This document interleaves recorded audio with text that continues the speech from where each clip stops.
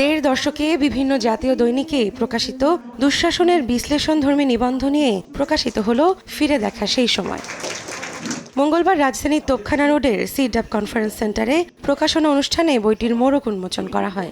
এ সময় হাসান আহমেদ চৌধুরী কিরণ বলেন, গুম, খুন আর ভয়ের সংস্কৃতি তৈরি করে দেশকে কারাগারে পরিণত করে রেখেছিল আওয়ামী সরকার। ইচ্ছে করে বাংলাদেশটাকে একটি লিমিটেড কোম্পানিতে পরিণত করা হয়েছিল, সেই কথাগুলোই কিন্তু ফিরে দেখা সেই সময় বইয়ের মধ্যে আমি লিখবার চেষ্টা করেছি। গুম, খুন, হত্যা, বিনা ভোটে নির্বাচন, কারচুপি নির্বাচন, অনেককে গুম করা হয়েছে, সেই গুমের কাহিনীগুলো এখানে লেখা হয়েছে। অনুষ্ঠানে তথ্য ও সম্প্রচার মন্ত্রী জহিরুদ্দিন স্বপন বলেন, জনগণের মৌলিক অধিকার হরণ করে আওয়ামী লীগ যে স্বৈরতন্ত্র কায়েম করেছিল এ বইটি তার জীবন্ত নথি।